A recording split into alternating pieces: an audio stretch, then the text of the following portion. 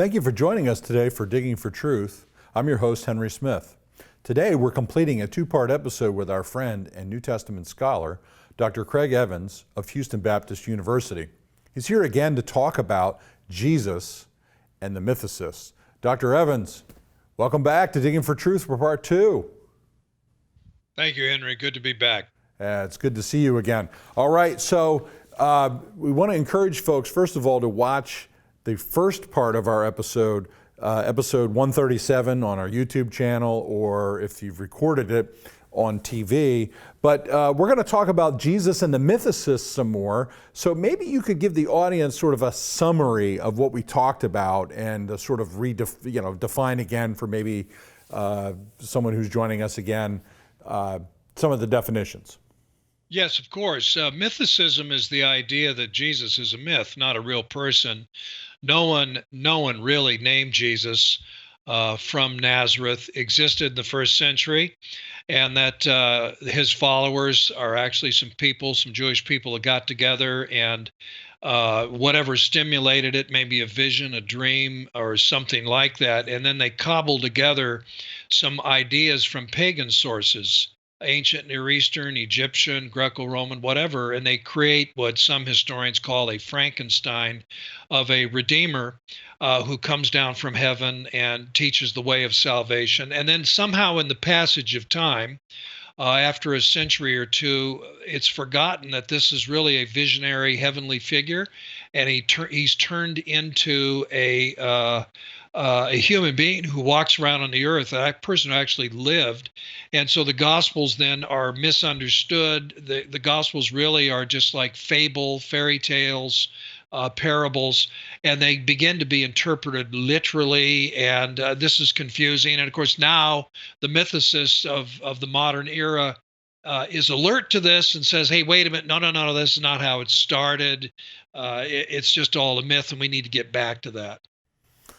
Yeah, it's a good summary. And again, we encourage people to watch the first episode so they get the context of what we're talking about. So it's interesting, you brought up earlier Celsus, who Origen attempted to refute in his work Contra Celsus, who didn't believe that Jesus was the Messiah and who the Gospels claimed he was, but he didn't deny his existence.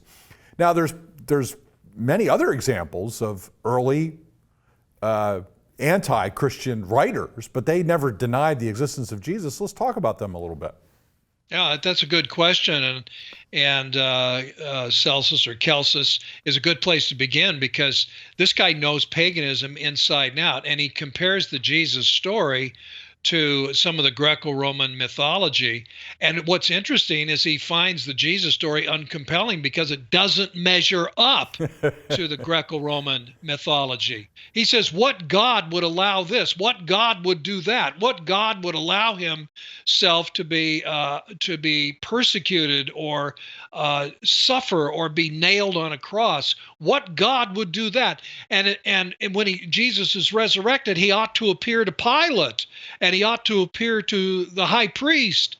And so I think it's really funny if mythicism on its own terms suffers shipwreck, because the pagans certainly don't see Jesus as a pagan style God or Redeemer. So that's interesting.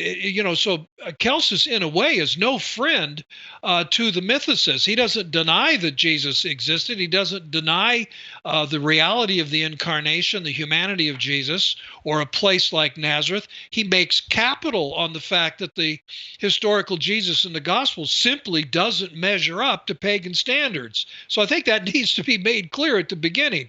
Now, the other people you're referring to, Josephus is a Jewish scholar, an apologist, and a younger contemporary of the Jesus movement, of the original disciples. He does not doubt that Jesus existed, and so he explains where the Christian movement comes from in a text that is admittedly tampered with, but in two places in his Jewish Antiquities, he references Jesus. In one of the places, by the way, notes that Jesus is the brother of James, who when he was put to death in the year 62, unlawfully, that resulted in the removal of Annas Jr. as the high priest. Then there's Tacitus, a Roman historian, who, by the way, does not like the Jewish people, does not like Christians. He doesn't want to do Jews or Christians any favors. He doesn't doubt that Jesus existed. He talks about what happened to Jesus, crucified under the order of Pilate. Well, where does he get this information? He didn't read the Gospels.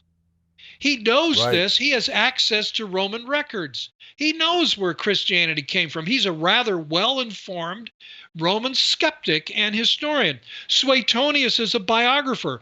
A biographer of what? Of the emperors. And he knows of Jesus and refers to him with no sympathy at all. Yes. And we could continue on into the 2nd century with other writers. They know Jesus existed. They don't doubt it, but they don't have any sympathy for the Christian movement. Yeah, these are what we usually call in an apologetic argument hostile witnesses. And they're good examples of that. Yeah. Yeah, that's exactly right. I was reminded too when I was reflecting on this is in the Talmud, which is the rabbinic writings, who are the ancestors or the forebears later of the Pharisees, and they mention Jesus too, and they attribute his miracles to Satan, the work of Satan, just like they do in the New Testament, which is an egregious sin, of course. You couldn't be any more hostile than that against someone who they clearly believe existed. Oh yeah, they do a real job on Jesus. They accuse Mary of adultery, so you can see where they come down on the question of Jesus's birth. They don't deny that Jesus did wondrous things and could do some remarkable teaching, but it's attributed to a pact with the devil.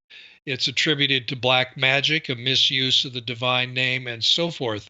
And so, again, you have all kinds of critics, Jewish, Greek, Roman, pagan, you name it, all kinds of critics in the 1st century as well as in the 2nd century. Not one of them ever raises a question about the existence of Jesus. Yeah, this is what, and I've mentioned this in other episodes, this is what C.S. Lewis referred to as chronological snobbery. Yeah, somehow in the modern day, we know better that Jesus didn't exist, but all of these people who lived in the ancient world, both hostile and people who embraced Jesus, believed in his existence. It's a very incoherent kind of way of argumentation. Well, friends, thank you for joining us for Digging for Truth today. We're here with Dr. Craig Evans. We're talking about Jesus and the mythicists, and we'll be right back. In a culture of intense Bible-denying skepticism, Associates for Biblical Research exists to strengthen followers of Jesus by affirming the authority of the Bible. Our archaeological fieldwork and original research form a strong foundation in upholding the reliability of the Scriptures. For students or anyone asking if they can really trust the Bible, please visit our website and partner with us by joining our prayer team or financially supporting this ministry. And thank you for standing with us.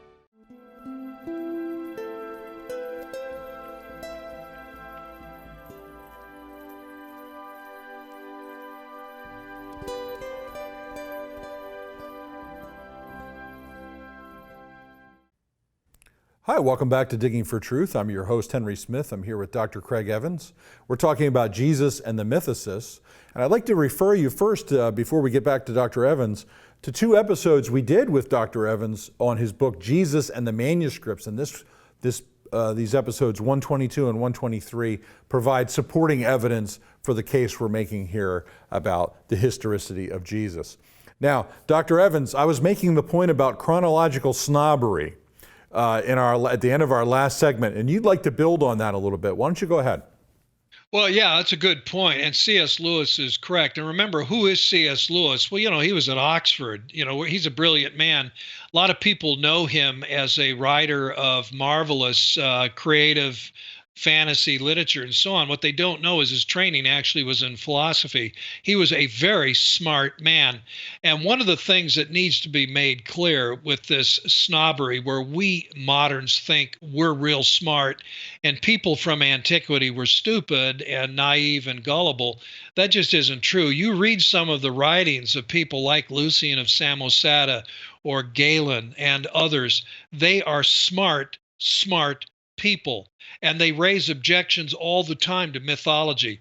Many of them were atheists in the sense that they did not believe in the gods of the Greeks and the Romans. They believed that there was a God, but they did not believe in the stories of Mount Olympus and all the rest of that. And by the way, that's why Christians themselves were accused of being atheists, because they didn't believe in the Olympian gods either. Right. So the idea that, if you were an ancient person, you believed in fairy tales and you believed in Santa Claus and you believed anything, that's a misrepresentation. It's just not true. Yeah, it's an unfair characterization of the people of the past, and it really misrepresents them in the way that you just described. Okay, so now we're going to shift a little bit. Let's talk about some of the stuff from your book, especially archaeological evidence related to Jesus. We talked about historians, but we've got some stuff from archaeology. There's the James ossuary. There's a magic charm, but I'll let you elaborate on that. Yeah, I try to cover what I think is the most important archaeological evidence relating to Jesus in a book a few years ago called Jesus and the Remains of His Day. And it complements Jesus in the manuscript. So in other words, we have excellent evidence for Jesus that's written. The Gospels themselves, they were written early. The copies of the Gospels, they were numerous. They're early and they're well preserved, and so this evidence is reviewed in Jesus in the manuscripts. But the archaeological evidence for Jesus is strongly supportive, and one of the words that sums it up is a word I like to use. I usually have to explain it, but it's a Latin word, verisimilitude. Veri meaning truth, similitude meaning it's comparable to it. And any historian, any archaeologist is looking for verisimilitude. So just because you have a source that claims to be ancient, claims to be an eyewitness testimony or an account of something, you have to evaluate it. And one of the ways you evaluate it is you compare its claims to the archaeological record. And if you find correspondence, if you find that this document is supported by archaeology, you take it seriously. And that's the nice thing about the Gospels. Matthew, Mark, Luke, and John, even though John is the metaphorical one and is deeply theological and so on, John just drips with historical and archaeological verisimilitude. And I've done work, I know you have, and many of the people that you have interviewed on your show, Henry, have done archaeology. They've been at dig sites as archaeologists, or as like me, a volunteer, and digging stuff up, sifting it. I read the literature and so on. And what I've discovered is that the archaeologists use Matthew, Mark, Luke, John, the book of Acts, and Josephus. Those are the big 6 sources. And it's interesting that 4 of the 6 are Christian and in the New Testament.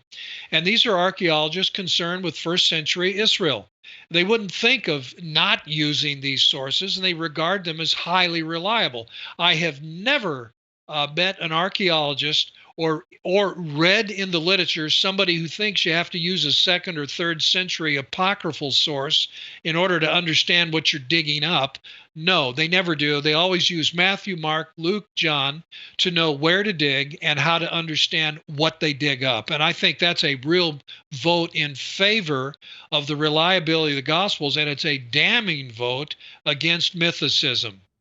Yeah, it would be exceedingly strange, one might say, to have all of these archaeological details about places and towns, the Pool of Bethesda, the Pool of Siloam, all these different places, the Synagogue of Capernaum, have all of that right and have Jesus wrong in terms of historicity. You know what I mean? Those things don't point to Jesus per se directly. But it's this context of historical accuracy that I think you're emphasizing here. Oh, I certainly am. And there's a good example of it, too, on the other side. There is a gospel called the Gospel of Barnabas. Muslims like it because Jesus teaches the way they want him to teach. He teaches along with, say, the Quran. So he denies his divine sonship. He prophesies the coming of Muhammad as the true prophet, etc. So they go, okay, well, Gospel of Barnabas, is it as good as Matthew, Mark, Luke, John? Maybe we have 5 gospels we should be talking about. Well, here's the problem. The gospel of Barnabas doesn't get anything right. The gospel of Barnabas has the disciples rowing their boat across the Sea of Galilee, and they row their boat all the way to Nazareth. Now, I don't know, Henry, have you ever tried to do that? That's several miles inland over hills. That boat would be in bad shape by the time they got there.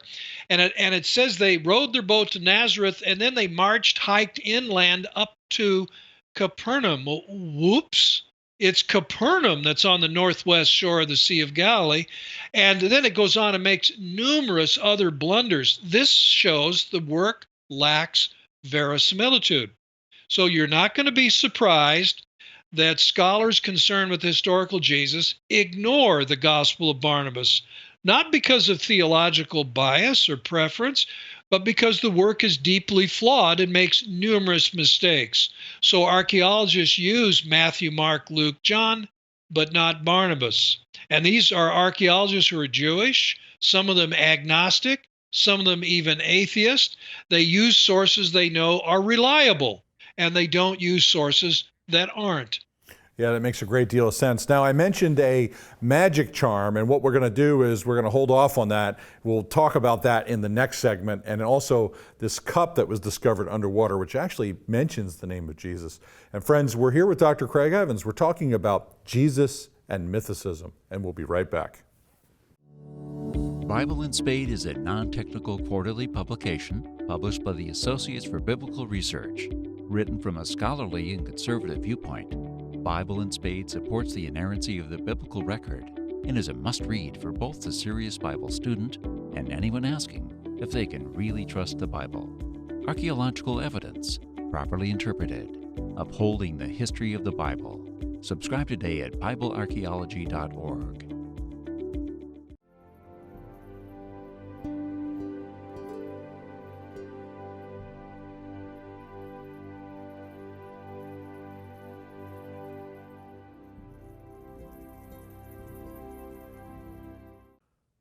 Hi, welcome back to Digging for Truth. Today I'm here with Dr. Craig Evans. We're talking about Jesus and mythicism, the claim that Jesus never existed, and we're showing evidence to refute this absurd claim. Now, Dr. Evans, we wanted to get to this cup that was found in Alexandria that has the name of Jesus actually mentioned on it. We talked about it in our previous episode with you on Jesus and the manuscripts.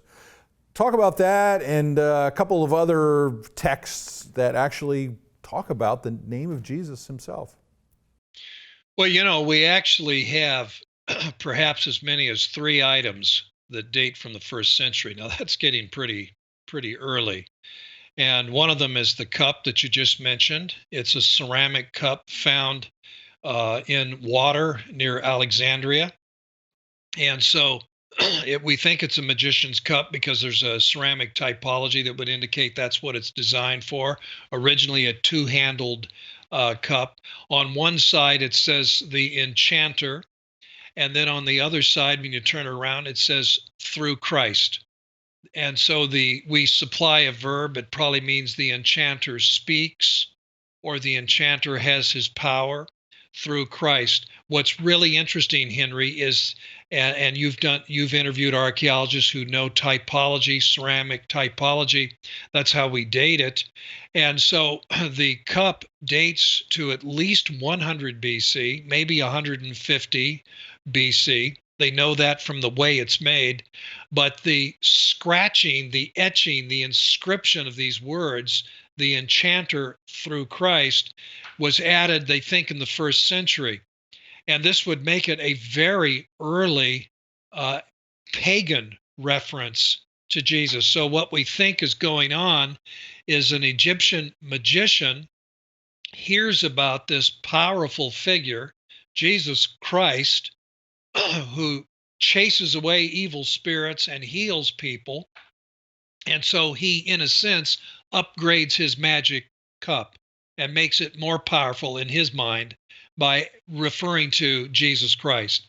And this, we think, is probably mid 1st century AD, which makes it really early. There's another Egyptian artifact.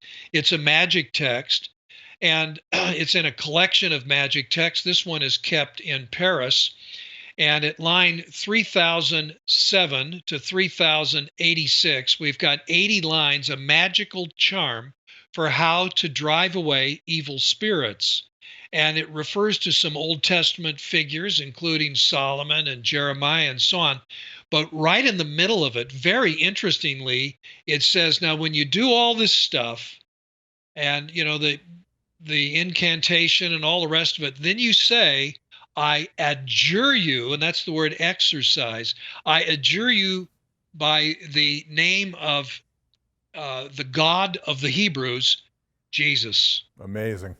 And what you think, what's the date of this? Well, in that same charm, it goes on to refer to the temple as still standing, where there's the altar of the eternal, unquenchable fire. Well, this would suggest the charm, when it was originally written, not the copy we now have, but when it was originally written, was prior to the year 70, because that's when the temple was destroyed and the altar was destroyed and the eternal flames was no longer burning. So now we have two pagan charms appealing to Jesus as enhancing magical power and perhaps protecting you from demons. And this is coming from pagans in Egypt. And the Christian movement is barely a generation old. Phenomenal. And then you mentioned the ossuary. Now, this is Jewish evidence, and there's nothing polemical about it or pagan about it.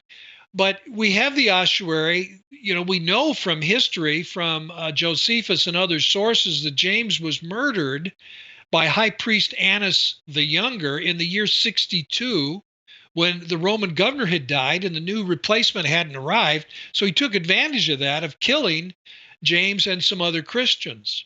Well, the ossuary then would be 1 year later, so it dates to the year 63, and on it says, James, son of Joseph, brother of Jesus. Now, we can't prove that these names apply to the people of the New Testament, but they probably do. And science has confirmed that this is an ancient inscription, even though it was disputed originally 20 years ago. It's now confirmed that the inscription, in fact, is genuine. So we could have as many as 3 references, 1 Jewish and 2 pagan, to Jesus in the first century. That is within the first generation of the Christian movement. That's potentially more weighty evidence against mythicism. Yeah, more independent archaeological evidence to be added to the historical evidence that we've already discussed in the 2 episodes. For folks who are unfamiliar with the term ossuary, it's a bone box. The Jews would, in the first century, would bury their dead, go back a year later, collect the bones and put them in a bone box, and often write on the side of it who was in the box. Sometimes they wouldn't, sometimes they would. So, all right, Dr. Evans, believe it or not, we've got about 2 minutes left. I'd like you to give your best hard-hitting summary of all of this and why we should strongly reject this whole notion of mythicism.